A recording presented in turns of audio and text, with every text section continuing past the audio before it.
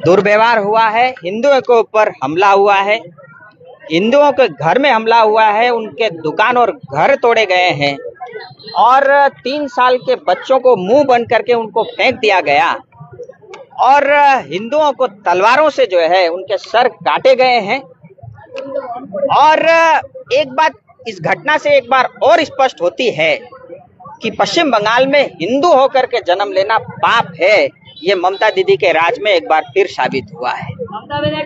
और यहाँ पे पश्चिम बंगाल में एक धर्म विशेष को और उसमें से भी मुस्लिम समाज के अंदर भी जो रोहिंग्यास और बांग्लादेशी घुसपैठी हैं, उनको ये लाइसेंस मिला हुआ है पश्चिम बंगाल में कि हिंदुओं का नरसंहार करने के लिए, हिंदुओं के ऊपर आक्रमण करने के लिए।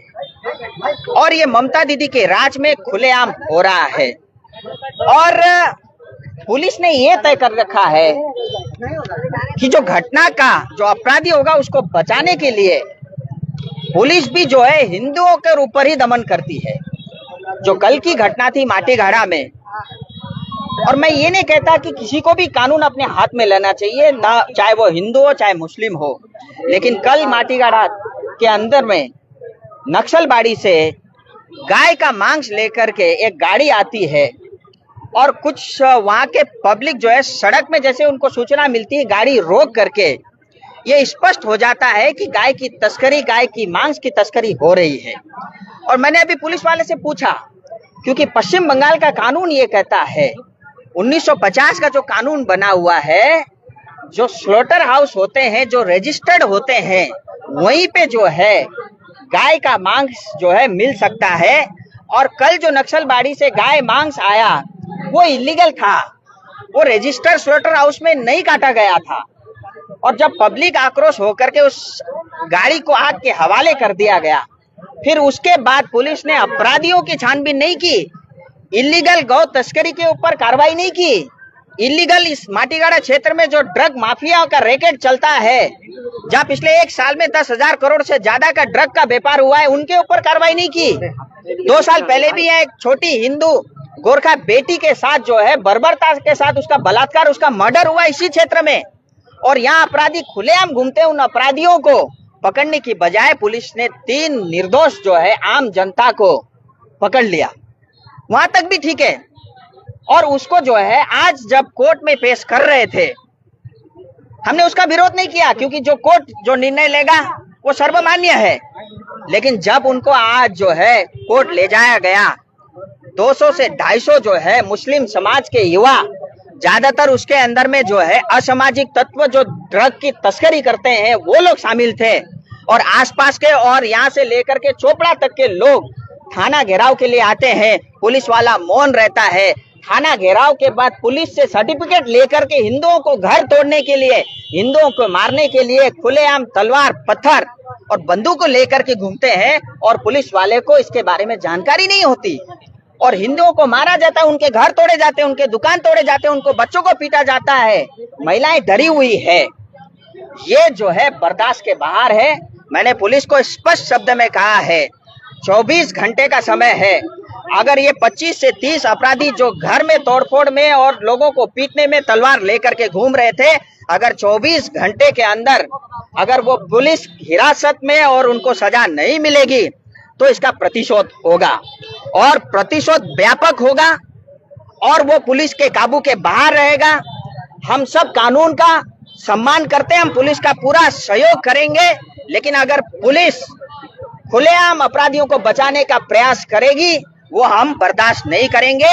ये हिंदुस्तान है, ये भारत है, ये पाकिस्तान नहीं है, ये बांग्लादेश नहीं है। ये छोटा पाकिस्तान, ये नाम कहां से आया ममता दीदी के शासन में? ये बर्दाश्त नहीं करेगा। ये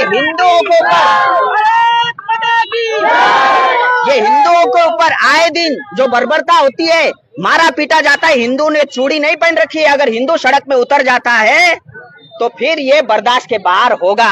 मैं प्रशासन को, डीएम को, एसपी को, सीपी को, थाना इंचार्ज को, तमाम पुलिस वालों को और ममता बनर्जी को ये कहना चाहता हूँ, इसको आप रोक लो, नहीं तो आपके बस के बाहर की बात होगी। और मैं तत्काल अभी जो है यहाँ से गृह मंत्री से बात करूंगा, उनको चिट्ठी लिखूंगा, गवर्नर साहब को अपील करूंगा, और जो माटीगाड़ा में जो यहाँ पे गौ की तस्करी होती है, यहाँ ड्रग का रैकेट चलता है, यहाँ ड्रग माफिया चलते हैं और लोकल की बजाय यहाँ पे बाहर के घुसपैठिए आकर के बसे हुए हैं, उनका वेरिफिकेशन होना चाहिए और इस घटना की एनआईए जांच हो और जो अपराधी है उसको कड़ी से कड़ी सजा मिलनी चाहिए।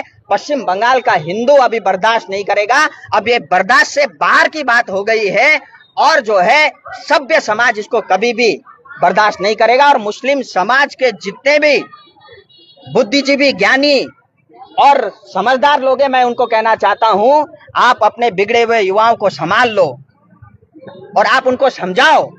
और सिर्फ ये हिंदुओं के लिए ही जो है रूल्स रेगुलेशन नहीं है, समाज को शांत रखने का, समाज को एकत्रित रखने का, समाज को संगठित रखने का। और मुस्लिम समाज के लोग खुलेआम सड़क में जो है गुंडागर्दी करेंगे, वो भी हम बर्दाश्त नहीं करेंगे। और ये बात पुलिस को भी समझना होगा और समय रहते हुए पुलिस को कार्रवाई करना होगा। 24 घंटे का समय है, अगर कार्रवाई नहीं हुई तो इसका जोरदार प्रतिशोध होगा।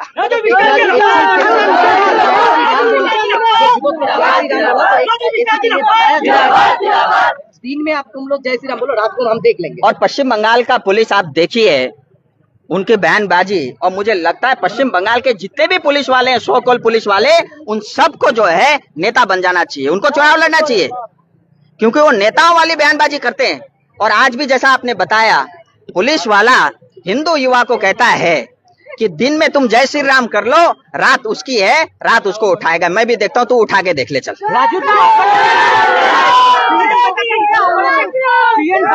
ऑपरेशन बंगाल का टाइम है, अभी ऑपरेशन सिंदूर के बाद ऑपरेशन बंगाल होना जरूरी है। आपको ऐसा ही लगता है टाइम आ चुका है? देखिए, पश्चिम बंगाल के अंदर में जो ये डेमोग्राफी चेंज हुआ है, जो ये अपराधियों की संख्या बढ़ी है और जिस तरह से घुसपैठी बढ़ी है और आए दिन जिस तरह से अपराध बढ़ रहा है, जिस तरह से भ्रष्टाचार बढ़ा है, जिस तरह से हिंदुओं के ऊपर में नाम पूछ के घर चुन चुन करके पुलवामा की तरह जो है उनके ऊपर अटैक होता है, ये समय है कि उनके ऊपर कार्रवाई होनी चाहिए। और ये ममता दीदी के राज में, उनके संरक्षण में और उनके परमिशन से ये सब हो रहा है। इसीलिए मैं आपके माध्यम से कहना चाहता हूं, आज भी हिंदू पश्चिम बंगाल में बहुसंख्यक है और अगर आज भी अगर हिंदू सोया रहेगा तो बंगाल कभी खड़ा नहीं होगा। इसीलिए मैं तमाम उन बंगाल के हिंदू समाज के लोग या जो समाज को एकत्रित, संगठित और स्वच्छ रखना चाहते, मैं उनसे पहल करता हूं, इस तरह की जो बर्बरता है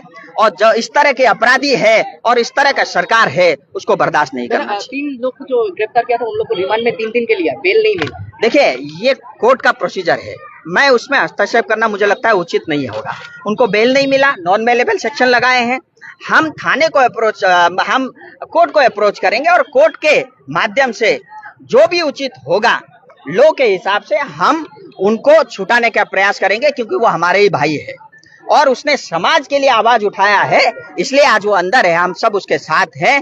और जब तक ये बर्बरता और ये जो इस तरह से अपराधी खुलेआम घूमते रहेंगे, अब हम चुप बैठने वाले नहीं।